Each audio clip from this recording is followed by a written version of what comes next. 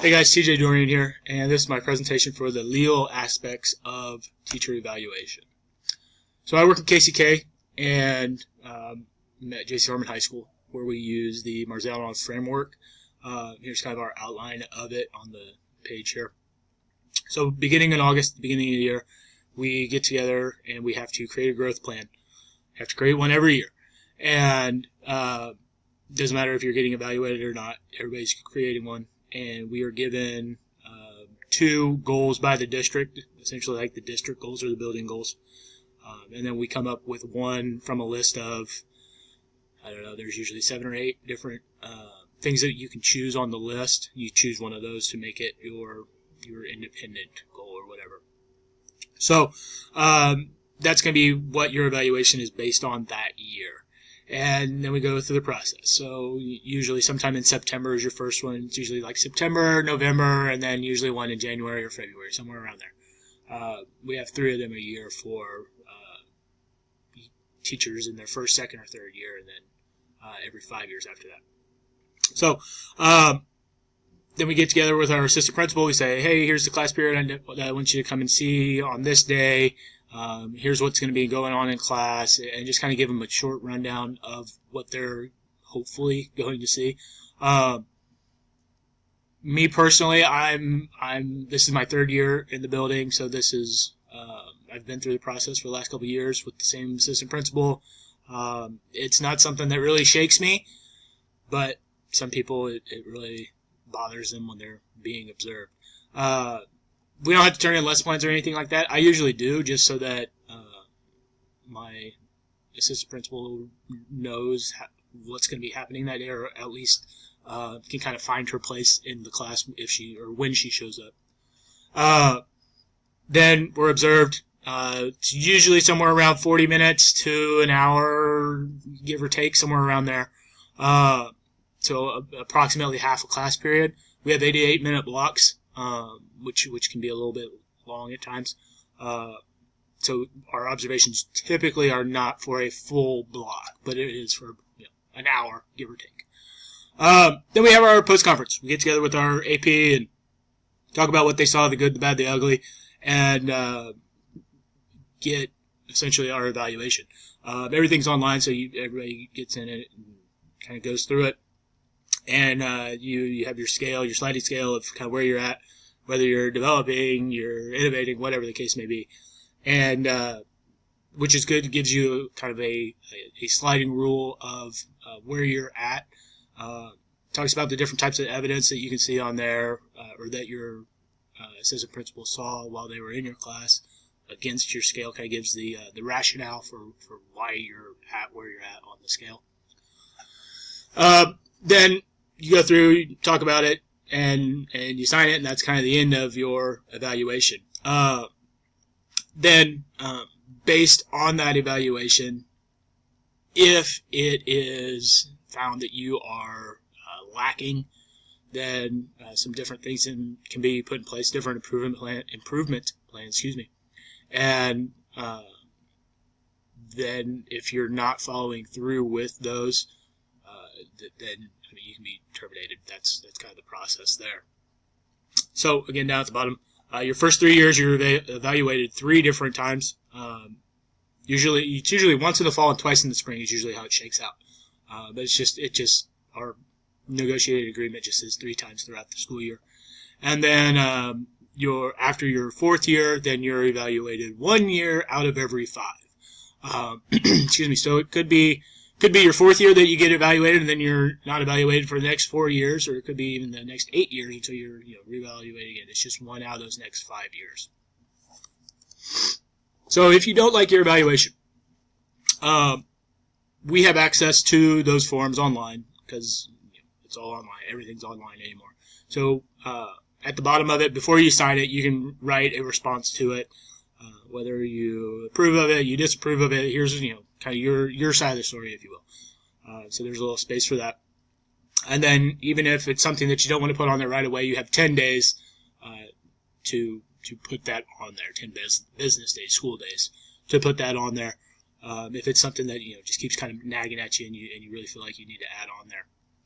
If you feel that it's inaccurate, first and foremost, you can talk to your assistant principal, explain kind of where you're at, why you think your evaluation was bad, what did they miss, what did they not quite understand, whatever the case may be. So just in the meeting, talking to them. But also you still have that same spot on the evaluation to write your rebuttal, to tell your side. You can also file a grievance with Human Resources. It goes in as a level 1, goes to the principal, and then they file it up with HR, and it goes through the process that way. If it ends up that you are terminated and you feel that it was unjust, you can file a level 3 grievance, which jumps over your principal, because jumps straight to the superintendent, because the principal is the one doing the hiring and firing, and then so obviously they think it was a just move to have you terminated. So it goes directly to the superintendent. They review it. They have 10 days to review it, and then whatever the findings may be from that. If you are unhappy with those findings and you still disagree with them and you're unsatisfied, you can continue that on to the board, and then the board, if it is due, I think it has to be in 10 days before the next board meeting, and then if it's in time, then it goes to that one. If not, then it goes on the docket for the next one. So then they will review the case, so on and so forth. Still unsatisfied, then you can pursue, if you choose, you can pursue the legal means, and file a lawsuit based on your case and everything else. The NEA might offer, legal assistant might offer you representation. Otherwise, you're kind of on your own. In Kansas, which is where I'm at, we don't have state guaranteed tenure any longer. However, there are, I know there's a lot of districts who have put it into their negotiated agreements that they will still follow the traditional tenure process. But KCK is not one of those. It is very, very explicit in our negotiated agreement, as well as board docs, that anything and everything's out the window. That if the board so chooses, they can terminate you. It's kind of at will. So that's kind of the thing there with the loss of tenure. It is respected. It is still upheld to an extent, but that's basically just kind of on your principle. It is not something that that we really follow or have in writing by any means. So for our court case here, I chose Robinson versus Stewart. This was filed in September of 2011, and it's coming out of Florida. And it's part of the Student Success Act, and based on that act, 50% of the teacher evaluation was based on student growth. They were going through and measuring, state tests and things like that to measure that growth. And if the teacher, or not the teacher, but if the students did not adequately show growth on those different tests, then that would change the eligibility for the teachers to gain that merit pay. So whether they're ranked as highly effective, needs improvement, whatever the case may be, then at each one of those levels they were given, or they were eligible for different incentives based on their student growth. Now, teachers, they're going to argue that this affects the collective bargaining aspect of their contracts and of the state constitution. It's written into the Constitution that they have the right to collectively bargain for wages. And the idea being that if everybody's not working together, if we're not getting together as a union or what have you, and those wages are being influenced by outside sources other than just that collective bargaining aspect, then that's unconstitutional based on their state constitution.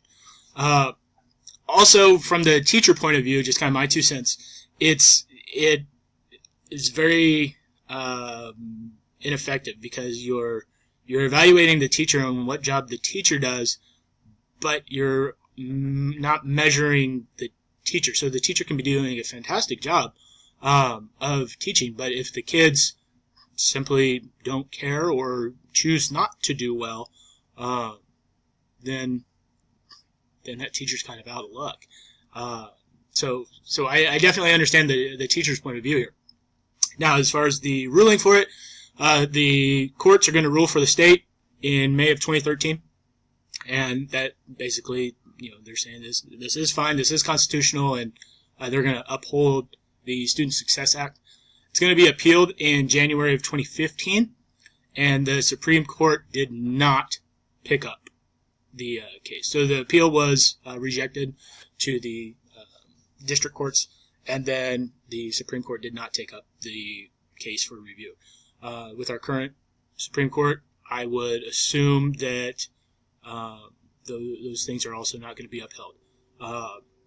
That cases like this are not going to be reviewed because our current Supreme Court is very heavy on supposed state rights. So personally, how am I going to ensure that I follow the evaluation process? Document. Every meeting I have with somebody, everything that was said, suggestions that I had, questions that they had, things that they are not following through with, all those issues. Make sure that they're documented, whether it's in a Google Doc, whether it's in an email, whether it's in their official evaluation, whatever the case may be. Because that's one of the worst things that can happen is that you get pushback and you say, well, I told you that, and they say, well, no, you didn't, and you don't have any proof of that. So make sure you document everything. Second thing, just kind of me personally, honest and accurate feedback. So be honest with people. If they're not doing a good job, tell them they're not doing a good job. You don't have to scream at them and tell them how terrible they are, but you can say, hey, you're really struggling with this. Here's something I want you to try. I can come in, model it for you, whatever the case may be. But be honest. Don't tell somebody that they're doing great and then you're going to try and fire them at the end of the school year. That's just not. I don't think that's a good way to act in a leadership role at all. Intensive improvement plans, put them in place. If somebody's struggling, put them on it. Tell them, this isn't a personal thing. This is nothing about you personally. It's you're struggling with, these kids or this subject or, this group, and, help them out. Give them some ideas. If it takes that they need to go to a PD somewhere in, Kalamazoo or whatever, help them out. As administrators, we're still part of the school process. We're still part of the learning process, and we should kind of help to model that for our teachers and our students, and really try to help them out. And then our fourth thing, follow the district and state guidelines. Okay, it's follow the rules. That's the easy thing to say, right? Follow the rules. Make sure that you're crossing your T's, dotting your I's, all that good stuff. If the process is that everybody's evaluated by September 30th, and then again by November 30th, and then again by February 30th, make sure that you're getting those things done. Get them done early, and kind of be proactive so that you're not rushing at the end. So, all in all, I think the evaluation process is pretty simple and straightforward. The thing that is starting to muddy the waters right now is all the changes with high stakes testing and things like that have been going on for the last 10 or 15 years. But as long as we as administrators continue to treat our teachers like people and not machines, and make sure that we kind of respect the art of education, the art of teaching, and do our best to try to help our teachers to be successful, because if our teachers are successful, our students are going to be successful. As long as we do that and follow through with those things on our end, it's really hard for us to go wrong. So anyway, thank you for watching, and hope you guys learned a little bit.